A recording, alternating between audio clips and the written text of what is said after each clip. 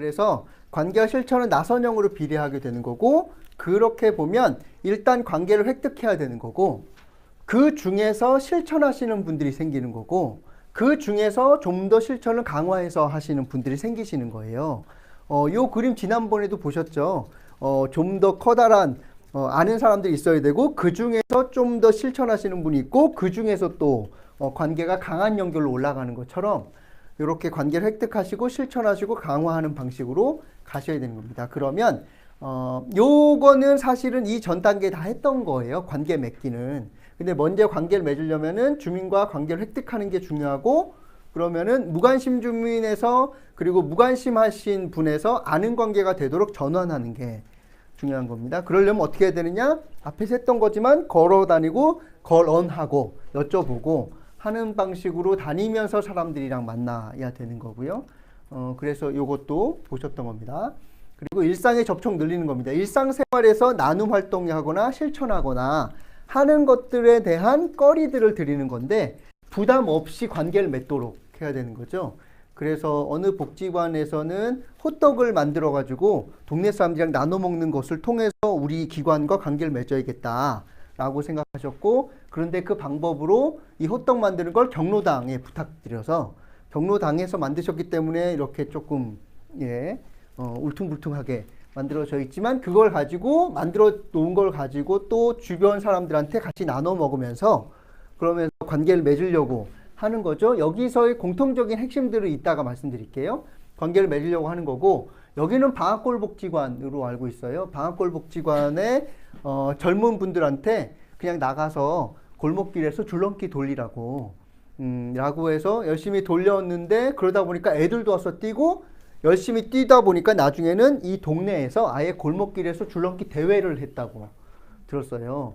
그러면은 먼저 사람들한테 관계를 맺으려고 쉽게 할 만한 활동들을 하는 거고, 전 방앗골복지관 직원이셨던 김대근 선생님은 이런 활동들 하셨던 거죠. 그래서 공터에서 요 노끈 이삿짐 할 때 쓰는 줄 가지고 이렇게 놓으시고 피자꽉 같은 걸로 말판 만들어서 장기 두는 거죠. 그러면은 아이들만 두는 게 아니라, 김대근 선생님이세요? 김대근 선생님이 중계하시는 것 같아요. 그래서 아이들만 두는 게 아니라 이분도 아주 집중해서 혼수 두시듯이 집중해서 보시고 하면서 관계를 맺어가는 거고, 이게 오프라인에서만 그런 게 아니라 온라인 상에서도 그런 거죠. 그래서 옛날에, 요새는 트위터 잘 안 쓰지만 트위터를 가지고 관계 맺어서 사람들이랑 무엇인가 참여를 이끌어냈던 분이 있으세요. 그분이 정춘진 선생님이라는 분이시고 지금 제주도에서 일하시는 분이세요. 그전에는 삼성 소리샘복지관에서 일하셨던 분이시고요.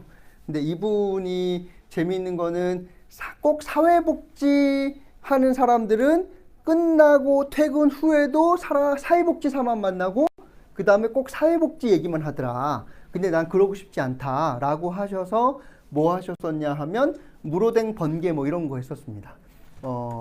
오늘 저녁 8시 30분 노량진역 건너편 알파문고 앞으로 1인당 2개까지 쏘겠다고. 날이면 날마다 오는 번개가 아니니까 참여하실 분은 리플이나 DM 주셔서, 그래서 오시면은 그럼 몇 개까지 준다는 거예요?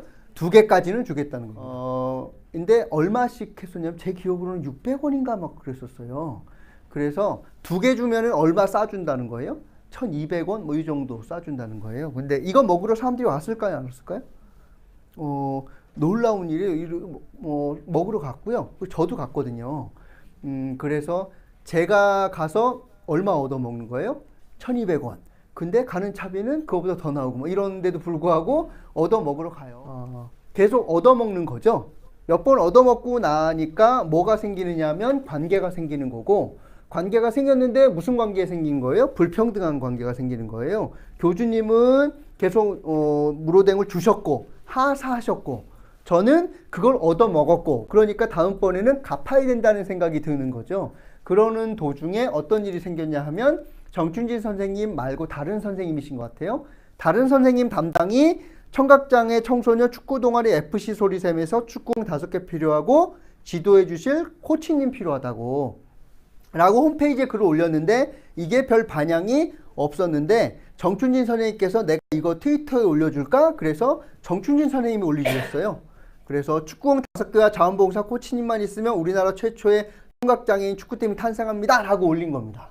이렇게 교주님이 글을 올리고 나니까 그동안 따랐던 신도들이 어떻게 반응했냐 하면 막 이걸 퍼뜨리기 시작했고요. 그래서 퍼지고 그래서 결국 축구공 5개만 얻었을까요? 축구공 5개쯤이야 얻었을까요? 쯤이야 얻었고요. 게다가 제가 알기로는 마지막 날쯤인 걸로 알고 있어요. 전화가 왔답니다. 그래서 제가 선수용 축구공 후원해 주겠다고. 그래서 누구시냐고 그랬더니 저 김병기 선수 쪽이라고 하는 거예요. 그래서 요 김병지 선수가 후원해 준다라고 하는 것을 또 사람들한테 알려서 김병지 님이 축구공 지원해 준다고 라고 하니까 좀 더 이슈가 되면서 더 많이 들어오기 시작하는 거죠. 그래서 사실은 정춘진 선생님이 이런 활동들을 통해서 여러 이벤트들을 많이 하셨었어요. 그런데 이 얘기를 듣고 많은 관장님들이 무슨 생각을 하셨냐 하면 트위터나 페이스북 같이 SNS는 자원의 보고인가 보다. 그래서 홍보 담당자 불러서 빨리 회원 가입하고 거기다가 물건 달라 그러면 자원이 막 들어온다고 라고 하면서 후원 담당자들한테 막 괴롭혔거든요. 그런데 후원 담당자가 페이스북이나 트위터 들어와서 자원 물건 후원해 달라고 하면은 줄까요, 안 줄까요? 안 주는 겁니다. 왜 무슨 차이가 있는 거예요? 예, 관계를 맺느냐 안 맺느냐의 차이고요. 그래서 근데 관계를 맺을 때 뭘로 맺은 거예요? 내가 받으려고 한 게 아니라 작은 선물을 주는 것으로서 관계를 맺었잖아요.